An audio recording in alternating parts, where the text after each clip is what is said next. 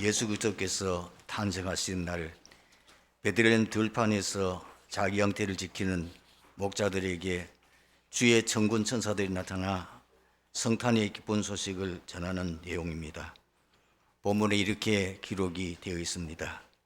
그 지역의 목자들이 밤에 밖에서 자기 양떼를 지키더니 주의 사자가 곁에 서고 주의 영광이 그들에게 둘러 비치매 크게 무서워한지라. 천사가 이르되 무서워하지 말라. 보라, 내가 온 백성에 미칠 큰 기쁨의 좋은 소식을 너희에게 전하라. 오늘 다윗의 동네에 너희를 위하여 구주가 나셨으니 곧 그리스도 주시니라.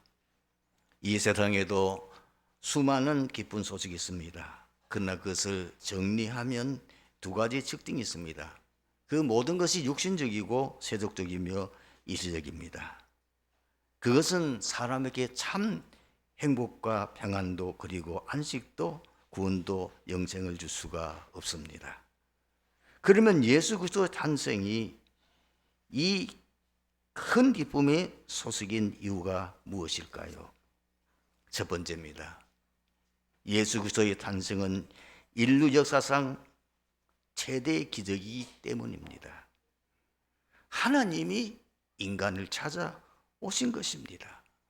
하나님이 세상을 이처럼 사랑하사 독생자를 주셨으니 이는 저를 믿는 자마다 멸망치 않고 영생을 얻게 하려 하심이라. 하나님이 사람의 몸을 입고 이 땅에 오신 것입니다. 요한복음 1장 14절에 말씀이 육신이 되어 우리 가운데 거하시며 우리가 그의 영광을 보니 아버지의 독생자의 영광이요 은혜와 진리가 충만하더라. 바로 그 주인공이 예수 그리스도이신 것입니다. 마태복음 1장 18절에서 21절에 요셉이 결혼도 하지 않고 약혼한 사이인데 그 약혼자가 임신했다는 소식을 듣고는 고민을 하다가 지도서도 모르게 파혼을 해야 되겠다. 너무나 부끄러워 창피스러워서 이런 마음의 결심을 하고 있는데 그날 밤입니다. 주의 선사가 나타나서 그 요셉에게 현몽하여 말씀했습니다. 다윗의 자손 요셉아, 내 아내 마리아 데려오기를 무서워하지 말라. 그에게 잉태된 자는 성령으로 된 것이라. 아들을 낳으려니 이름을 예수라라. 이는 그가 자기 백성을 그들의 죄에서 구원할 자이심이라 하니라. 두 번째입니다.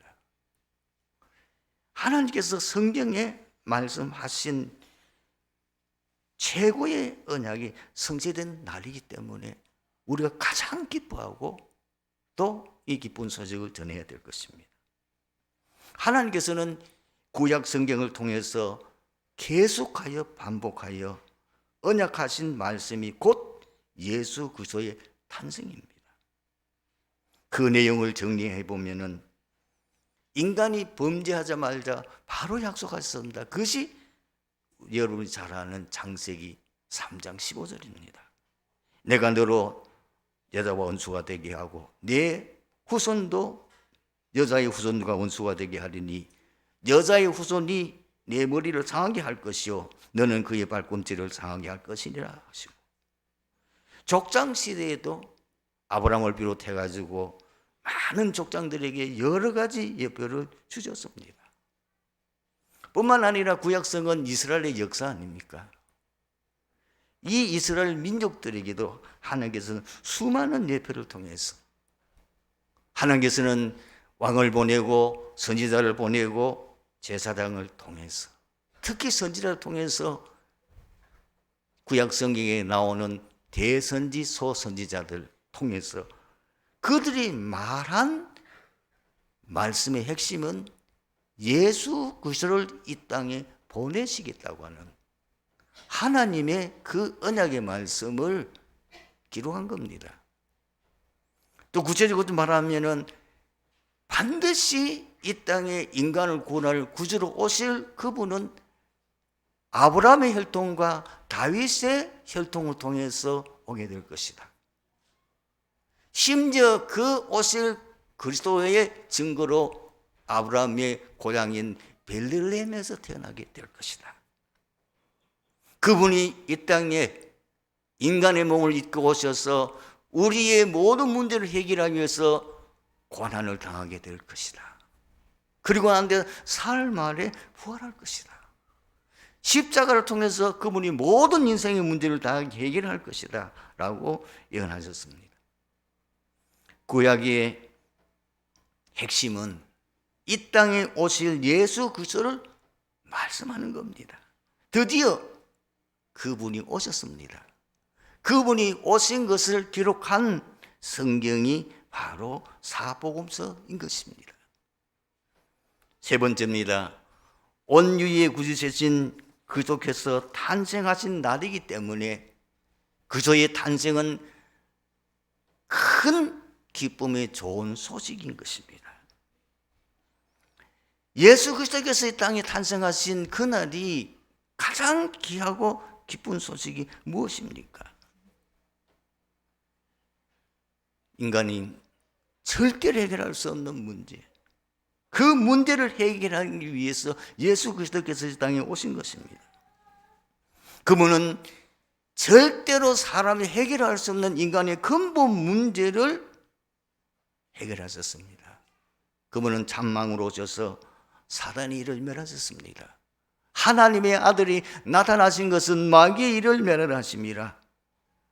그분은 참 제사장으로서 죄로 인하여 우리에게 모든 이에게 오게 되는 저주 재앙을 해결하셨습니다. 마가복음 10장 45절에 인자가 무슨 섬김을 받으려 함이 아니요 도리어 섬기려 하고 네가 모든 사람들의 죄를 대속하기 위함이라고 말씀하셨습니다. 그분은 참 선지자로서 인간이 하나님 앞에 범죄함으로 하나님 앞에 나갈 수 있는 길이 완전히 막히게 됐는데 그분이 오셔서 하나님을 만날 수 있는 길을 여시고 지옥 배경을 해결하셨습니다. 요한복음 14장 6절에 예수님이 친히 말씀하셨습니다. 내가 곧 길이요 진리요 생명이니 나로 말미암지 않고는 아버지께로 올 자가 없느니라. 뿐만 아닙니다. 예수 그리스도는 우리의 과거 문제, 우리의 현재 문제, 우리의 미래 문제까지도 단번이 그리고 영원히 해결하신 것입니다. 요한복음 5장 24절에 내가 진실로 진실로 너에게 이르노니 내 말을 듣고 나 보내신 이를 믿는 자는 영생을 얻었고 심판에 이르지 않으니 사망에서 생명으로 옮겼느니라. 예수님께서 십자가에 마지막 남기신 말씀이 무엇입니까? 내가 다 이루었다. 그 말씀하시고 예수님께서 운명하셨는데 놀랍게도 그 성전 지성소와 성소를 가로막고 있는 휘장이 위에서부터 아래로 찢어져서 많은 사람들이 절대로 해결할 수 없는 인생의 근본 문제를 해결함으로 말미암아 이제 하나님 앞으로 모든 사람이 나갈 수 있는 길이 열리게 된 것입니다. 뿐만 아닙니다. 믿는 자와 영원히 함께 하시겠다고 약속하셨습니다. 볼지어다 내가 세상 끝날까지 너희와 항상 함께 하시리라. 어떻게 말입니까? 성령으로 우리 안에 내주하시고 성령 우리를 인도하시고 성령으로 역사하셔서 딴 것까지 증인될 것이라고 말씀하셨습니다. 뿐만 아니라 구원받은 하나님의 자녀를 하나님의 자녀의 신분과 권세를 주심으로 말미암아 그것을 마음껏 누리며 하나님 주신 축복 속에 승리하는 삶을 살아갈 수 있도록 인도하셨습니다. 오늘 말씀의 결론입니다. 성탄절을 우리가 어떻게 지켜야 되겠습니까? 간단합니다. 예수 그리스도께서 우리에게 주신 그 모든 구원의 은혜와 축복을 누리는 것입니다. 매일 항상 그리고 24시 누리는 것입니다. 그러면 반드시 응답이 옵니다. 혹시 여러분에게 너무나 어려운 문제 있습니까? 아무리 몸부림쳐도 해결되지 않는 문제 있습니까? 여러분들이 매일같이 그절을 고백하고 그절을 누릴 때에 그 문제가 어디서 옵니까? 창세기 3장 근본 문제에서 온 거기 때문에 여러분들이 예수 그리스도를 계속 누리게 되어질 때에 창세기 3장 그 근본 문제 세 가지 문제와 모든 문제 해결되는 것을 반드시 체험하게 될 것입니다. 뿐만 아닙니다. 여러분들이 늘 그리스도를 누리게 되어질 때에 영적 서밋에 이르게 될 것입니다. 뿐만 아니라 여러분들이 이제는 세계 복음화할 수 있는 증인이 되어질 것입니다. 2021년도 우리 한 해를 돌아보면은 하나님께서 우리 교회에 놀라운 은혜를 주셨어요. 사실 2020년도에는 코로나 팬데믹이 시작되다 보니까 굉장히 우리가 당황도 하고 또 굉장히 어떻게 해야 될지 모르는데, 그러나 기대를 했습니다. 아마 이 코로나 팬데믹이 오래 가지는 않을 거야. 2020년도에 끝날 거야. 이렇게 생각했는데 이것이 2021년도가 됐는데도 계속되어질 뿐만 아니라 지금 오히려 변종까지 나타나가지고 이것이 점점 확산되어지는 가운데 있습니다. 아마 우리 성도님들이 굉장히 힘든 한 해를 보냈을 겁니다. 왜냐하면 코로나 팬데믹이 있으니까 정부에서 예배 드리는 것도 규제를 했어요. 조금 오늘 그래도 많이 풀린 상태입니다만 처음에는 아예 성도들 오지 못하도록 그냥 이 강단의 메시지를 비대면을 통해서 성도들에게 전달하도록까지 하다가 그것이 조금 풀려가지고 지금 모입니다만 이런 일이 계속 반복되는 가운데 얼마나 여러분들이 영적 생활이 어렵겠습니까? 예배도 마음대로 드릴 수 없어요. 기도도 마음대로 할 수 없어요. 우리 성도들의 모임도 마음대로 할 수 없어요. 이런 어려운 가운데에 거기다가 성도들이 이런 코로나 팬데믹을 당하니까 가장 타격이 뭐예요? 경제적인 타격 아닙니까? 지금 소상공인들이 죽겠다고 소리치고 난리잖아요. 상상 안 되고 지금 사업을 접어야 되고 빚은 많이 걸머지고 직장에도 어려움이 오고 사업에도 많은 어려움이 왔습니다. 그런데 놀랍게도 이런 한 해 동안 끝도 밑도 없는 일이 진행되지는 이 가운데에 우리 교회 성도들이 그 믿음이 더욱 단단해졌어요. 그 증거가 뭡니까? 오늘도 우리 장로님께서 강단에서 기도하셨는데 강단 메시지 흐름, 본부 메시지 흐름을 그대로 타고 있습니다. 지금 대표하는 기도하는 모든 집사님, 권사님, 장로님 할 것 없이 그 기도의 내용을 들어보면은 이 강단 메시지하고 그리고 본부 메시지 흐름을 그대로 타고 있는 것을 보게 됩니다. 이거는 전에 상상도 할 수 없었던 일이에요. 대부분의 우리 장로님들은 강단에서 대표 기도 하신 걸 들어보면은 늘 하는 육신적인 얘기, 그런 기도 제목을 가지고 기도했는데 어느 날 이 강단에서 기도하시는 장로님의 기도가 달라져 버렸어요. 뿐만 아닙니다. 권사님을 세워놔도 마찬가지고요.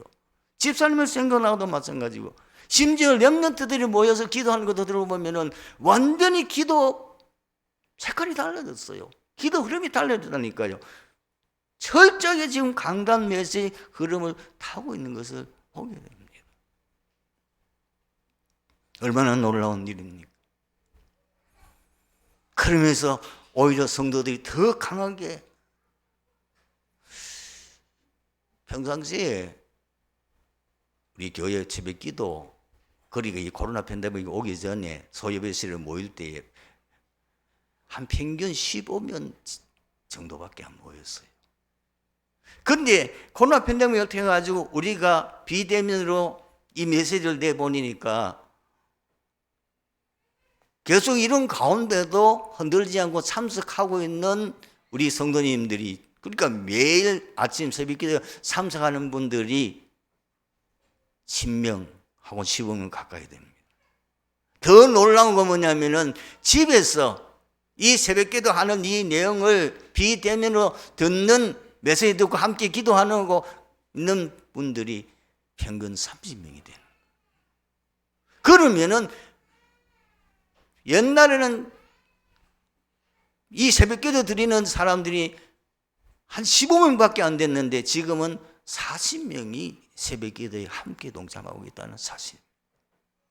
더 놀라운 건요, 우리 교회 경제에 기적이 일어났어요.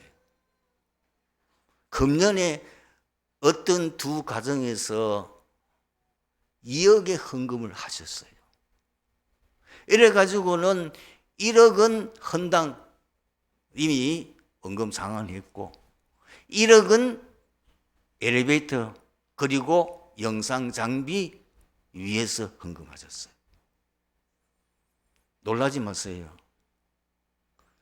지난해 12월부터 우리 교회가 원금을 상환했는데 그 1억 원하고 합쳐서 1년에 얼마나 상환했냐? 2억 6천을 11월 말까지입니다. 상환했어요. 뿐만 아니라 영상 장비하고 이 엘리베이터 설치하는데 3억이 더 들었어요. 그런데 지난주 우리가 전번에 헌금했던 것이 9천만 원이 조금 넘었습니다. 그리고 1억을 헌금했기 때문에 1억 9천을 가졌는데 실제 우리가 이 영상 장비하고 그리고 이 엘리베이터 설치하는데 거기에 드는 비용이 3억이 넘습니다. 그러면 1억이 넘는 돈을 지난주 여러분들이 헌금하신 겁니다. 할렐루야. 영상 장비 그리고 엘리베이터 설치할 수 있도록 하나님 해결하셨어요. 여러분들이 얼마나 경제적으로 어렵고 그런 가운데도 제가 내 이걸 가만히 살펴보니까 지난 1년 동안에 우리 재정부에서 그전엔 늘 재정이 모자라 가지고 사실 교육자 사례도 제대로 못 준 적이 한두 번이 아니었거든요. 그런데 지난해는 얼마나 재정부에서 알뜰하게 준비하고 그리고 아끼고 했던지 매달마다 1,000만 원 이상을 헌당 헌금으로 드리기 때문에 1억 6천이라는 돈이 나오게 된 겁니다. 기적이 아닐 수가 없어요. 어떤 교회는 지금 재정이 안 나와서 교회 문을 닫거나 교회 운영이 안 되거나 심지어 목회자들의 생활비를 못 줘서 굉장한 지금 어려움을 당하고 있다는데 우리 교회는 기적 같은 일이 일어났습니다. 하나님께서는 세계복음 때문에 특별히 우리 교회를 사랑하고 축복한 줄로 믿습니다. 그래서 조금 여러분이 불편할 수도 있습니다. 힘들 수도 있습니다. 그러나 내년도 우리 목표가 뭐냐? 매달마다 1,000만 원 이상 헌당 헌금 우리가 해서 1년에 최소한도 1억 2천 이상 우리가 이 원금을 갚자 계획을 세워놓고 있습니다. 지금까지 헌신해 주신 성도 여러분, 앞으로 그 일에 더욱 헌신해 주시면 감사하겠습니다. 잠깐 한 가지 여러분께 이제 기도 제목을 삼는 건 뭐냐면 다른 헌금은 다 조금 넘치는데 지금 가장 어려운 헌금, 사실 헌금이 뭐냐면은 선교 헌금입니다. 선교 헌금만 조금 적자가 나 있어요. 여러분께서 내년에도 좀 이문을 넣어서 기도해 주시고 정말 여러분들이 좀 특별한 기도 속에서 응답받을 수 있길 바라고 내년도 아까 우리 장로님 기도하셨습니다마는 교회 정책 방향은 복음 24지 집중입니다.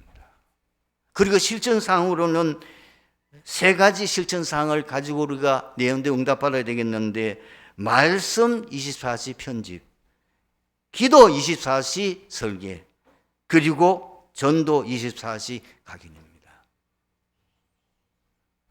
내년도에는 강단도 조금 변화가 있을 겁니다. 제가 강단에 많이 안 설 겁니다. 그리고 이제는 앞으로 이 강단을 책임지고 이 교회를 이끌어가야 될 이 강단에서 많이 메시지하게 되어지고, 또 감사하게도 지금 중국에는 많은 어려움이 있어가지고 사실 지금 추방돼 나왔지만은 우리 이성 교사님이 우리 교회 안에 사역자 훈련 잘하고 있고요. 또 이것을 비대면이지만은 이것을 통해 가지고 중화권에 지금 메시지가 전달되고 있습니다. 이런 훈련 속에서 2022년도는 모든 개인들이 개인 전도에 성공하고, 그리고 세계 복음화할 수 있는 응답받는 축복의 역사가 일어날 줄로 믿습니다. 아버지 하나님 은혜 감사합니다. 오늘 주신 말씀 속에서 또 내년도 계획 속에서 우리 성도들이 함께 붙잡고 언약 짜고 기도하는 가운데 2020년도 우리 교회 역사상 최고의 기적이 일어나는 한 해의 응답받게 하여 주시옵소서. 주 예수 그리스도의 이름으로 기도드리옵나이다. 아멘.